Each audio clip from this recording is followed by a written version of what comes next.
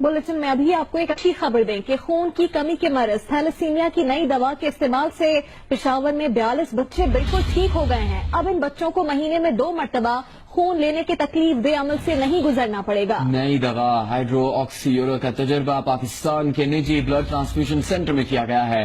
माहिरीन सेहत का कहना है कि दवाई थैलेसीमिया के मरीज बच्चों और उनके वालिदैन के लिए किसी नेमत से कम नहीं है।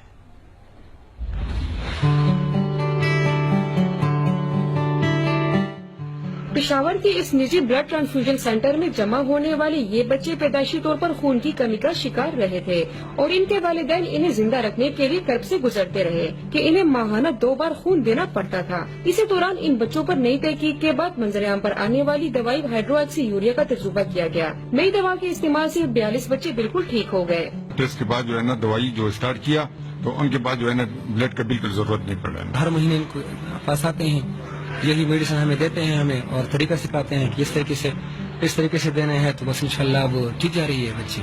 थैलेसीमिया के इन मरीज बच्चों के इलाज से वाबस्ता माहिरीन सेहत कहते हैं कि ये दवाई इन बच्चों के लिए किसी नेमत से कम नहीं और ये इनके वालिदैन के लिए एक बड़ी खबर है जिनके बच्चे किसी भी वजह से पैदाइशी तौर पर खून की कमी का शिकार होते थे।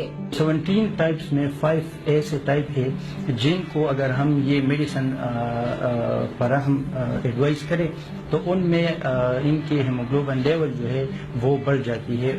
इन बच्चों के इलाज से वाबस्ता माहिरीन सेहत ये भी कहते हैं कि ये दवाई देने से पहले इन बच्चों के वालिदैन के DNA टेस्ट भी किए जाते हैं। तिब्बी माहिरीन का कहना है कि इस दवा के इस्तेमाल से थैलेसीमिया के मर्ज में मुब्तला बच्चों पर मुस्बत असरात से ये उम्मीद पैदा हो गई है कि अब इन मासूम बच्चों की जिंदगी खतरे से बाहर हो गई है। कैमरामैन सदीक बंगश के साथ शीबा हैदर, जियो न्यूज, पेशावर। लाहौर में